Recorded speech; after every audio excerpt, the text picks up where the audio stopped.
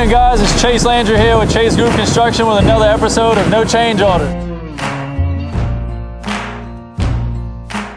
We're out here with Chris Cawthorn from NEI. He's the sales survey side of NEI for surveying equipment. We wanted to come out here on a construction site for Chase Group Construction.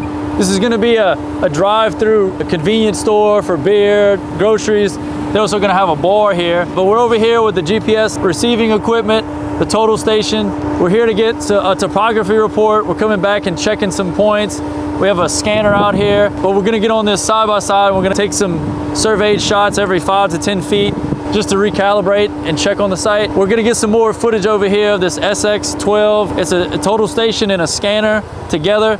It's a 1 second total station, and it also can take 26,000 points per second. So anyway, it's a hybrid machine that can do both. We also have the R12 receiver, GPS receiver. It coordinates with the base unit we have over here from a local point, but they both receive GPS information. So when we're riding on the side by side, we're gonna collect data. And we have the total station also that's gonna be coordinated with it. It's a Bluetooth speaking to each other. So we're gonna get on the machine and get some points, and we're gonna go and see the scanner and describe how that works. Yeah, this is good. I mean, we have a topography already, so we're adding more points to it, basically, yep. and double checking it. Yep, and when we use the SX12 over there, I'll do a full 360 for it. So it's going to capture the tops of the grass in here, but you'll get the accurate positions of all the power poles, every power line, the roadway coming in. That's good, because our benchmark is based off of the top of the road at a certain point. I think where either a catch basin is, or sometimes they put it on the power poles on a certain screw or something like that, but at least we'll have it calibrated. I got you. Like this guide wire right here is going to be caught in the scanner also, yep. Which is good because the detention pond is sort of close to it, so it's a good reference point. Getting the perimeter of it is the most important thing, and then you fill in the middle. It's not the most important, but it's the easiest way to make sure you got the whole entire site collected. That's the easiest way to do it. That's why it's good this one has an IMU. It'll correct for all those shots. If I had the other one on here, you'd have to have it plumb every time, so you'd have a little bit difference in elevation. So we make one through the center too, or what? Yeah. Go through here. And then snake through the middle of the building on your way back. Yep. Like maybe go around that guide wire and then come straight through like that. These are our most important points, you know what I mean? You're building. Yep. This is where the drive-through is going to come through, so it's good data to have the perimeter in this. But it beats walking and having to stick the pole in the ground every 10 feet, I tell you that. Yeah. Work smarter, not harder. Could drive around all day. Oh yeah, so see, you can see all the points on the screen that we have here. Right. Want to go straight through the middle? Yeah, this line right here. Yeah. It's pretty much the same method we use to survey all the ponds and like rivers and stuff. We just have a sonar mic too taking a depth at the same time as taking a shot. Yeah, okay. So you get volumetrics of the pond, or how deep it is, find all the holes. Yeah. And I guess describe what you were saying earlier about the Grand Canyon effect and the reason why this is, I guess, more superior than it used to be, or... Yeah, so these, the R12s, even this one, the R12i with the IMU, you can see on the screen we're getting 30 satellites right here. The base, when I was setting it up, was getting 34. They're able to connect to all 4 constellations. So some of the days you'll see upwards of 40 satellites. And the more you have, the more you're allowed to lose and still be functioning. Because like we were talking earlier, you need at least 5 to get your RTK precisions with these receivers. Having 40 or 30 where we're having here, you have no problems going out directly to the site, getting to work. We could even start working in the trees because we can afford to lose some of the satellites. The more you have, the better geometry you have, the better the mass, so the more precise the point will be. Yeah, so you could be in an area where, like the Grand Canyon effect, you could be in a low line or an area in trees, and you can at least get 5 of them out of the possible 30 or 40. That's correct. Yeah, this is definitely the way to go. Oh, Riding on a absolutely. side-by-side, collecting data points. The only thing it was make it better is my side-by-side was enclosed with a heater. But we don't have many days we need that down here. Yeah, I think we probably got that's good. 174 points so far. We're good. All right, guys, we just got off the side-by-side. We collected about 170 points or so. 180. 180 points. We're gonna go over and look at the scanner, the total station over here. We're in front of the total station, the SX12, which is a hybrid total station and scanner together. Wanted to show how it works. What it does is it's a 1 second total station, and the scanner scans up to 26,000 points per second. So I'm gonna let Chris here with NEI, let him describe a little bit more about it and what we're gonna do, and you can see it in action. So basically, I had the SX12 set up on our tripod so we can see the entrance road and Rue Blanc alongside our project. We use the GPS units to do a resection to get real world coordinates on this system. And I'm gonna have it do a 360 scan with photos so we get the locations of all the power poles, power lines, billboards, and we'll get elevations on all the roadways and such as well. Basically, what this does is it provides the as-built of the site. So it's gonna scan exactly what this site looks like. It's gonna give us the exact elevations when it coordinates with the other GPS equipment, but it's gonna give us exact as-built, the exact placement of this road in correlation with all the topography shots we have. But it scans exactly as it is, so when they put it on the model, they can relate everything, put everything together, and it's all gonna match up, so we get an accurate description of what it actually is in the field. So you bring the field to the office, and you get to match everything up exactly, so there's no guessing on any of this stuff whenever you go to put it in your computer. What it's doing right now is taking the 360 panorama. So think of a Google Street View. From this location, we're getting real world pictures from today. So after it finishes the photos, it's got 32 to complete this sequence. It's gonna start its scanning, and we'll see it start bobbing its head here in a second.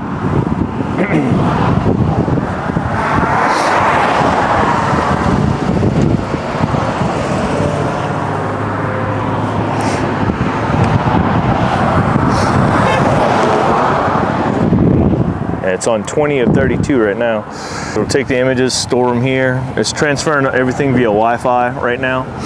Whenever we set it up with the Prism pole, I had it using the long-range radio like a regular robotic total station. But because of the 26,000 points per second when we start scanning, there's so much data coming across. It has its own little Wi-Fi connection that you can see at the top. Yeah. To transfer the data. You can see here it's starting to scan. It gives us a countdown. So the horizontal band that I chose, it'll take it about 8 minutes to complete for this one. Okay. And so far it's already collected almost 200,000 points. Yeah. You can see how it's rising.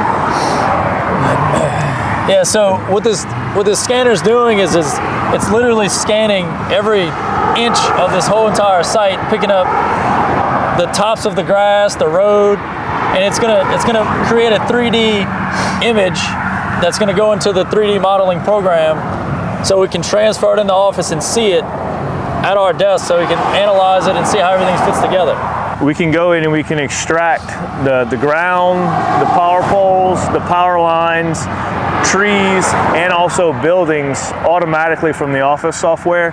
So whenever you have your ground layer, you can sample it down by a little bit, because you're gonna have probably 200, 300,000 points for this site. Sample it down to something manageable and then create your surface.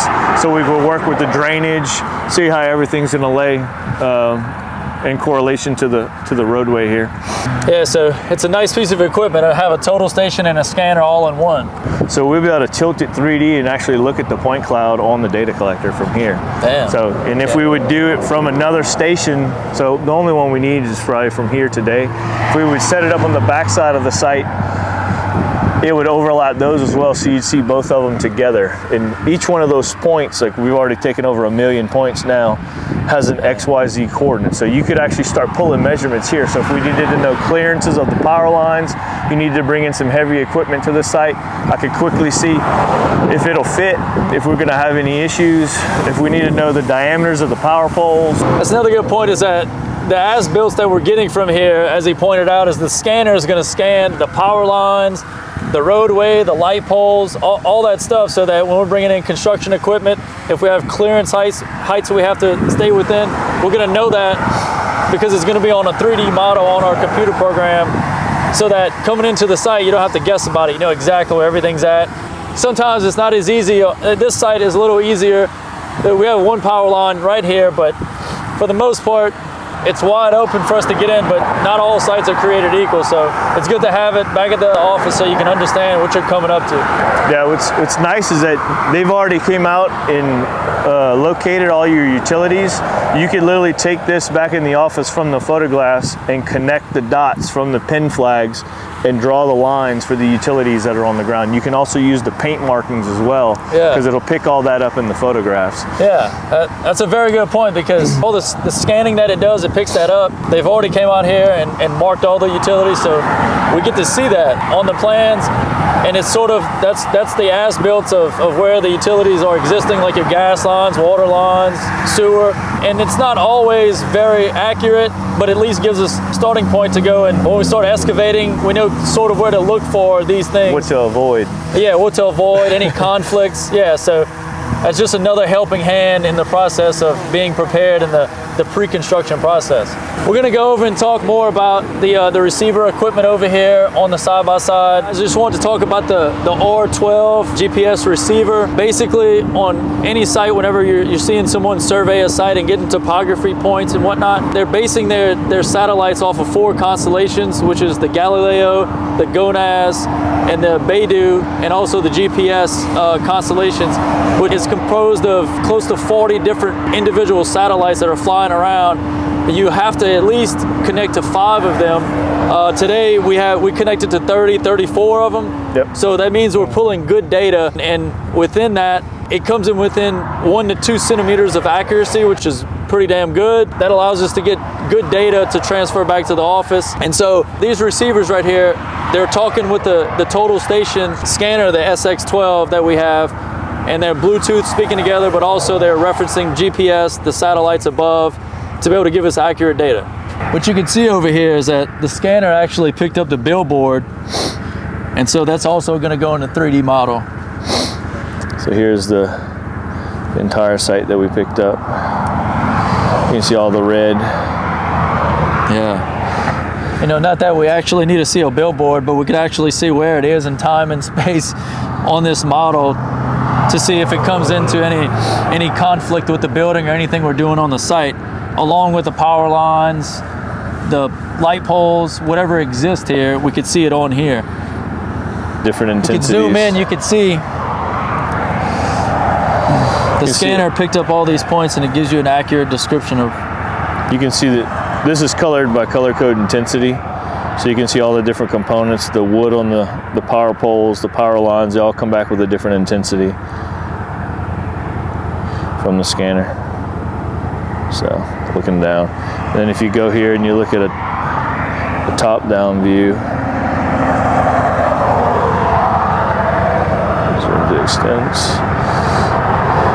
You can see the extent that we collected. So you can see the black dots, or what we did with the side-by-side and the GPS running through the site, and all of the red and the yellow are what we picked up from the scanner. So we have all the trees along back there, the intersection coming in with the road.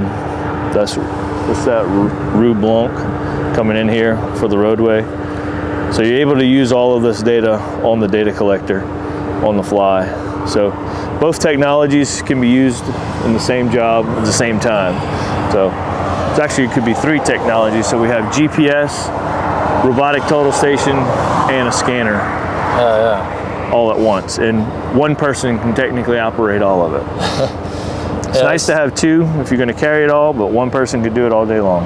Yeah, this is definitely cutting edge surveying equipment, so you can collect all that data and they talk to each other. And especially on the SX12, it's basically like a computer on here, and you could transfer data and they're talking to each other through Bluetooth with the receivers.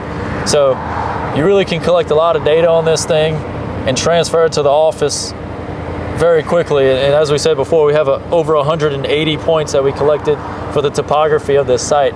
So it's really a good system. It's all in one, and it helps us collect a lot of data really fast. It takes more time to set up all this equipment than it takes to actually get the data. So really, if we weren't making a film about this, we could do this in a matter of 10 minutes or so, 15 Absolutely. minutes, and be done and out of here. Anyhow, we want to show some of the information about this, show some of the data, show how it works, how GPS equipment works, how we collect data for our sites, and how we can accurately plan for it and execute our projects. This is Chris Cawthorn with NEI, the sales consultant on the surveying side. He's out here helping us set up all this equipment and run it for us. So we'll be here next time to show you some more on this project and give you more updates on some other equipment they have coming.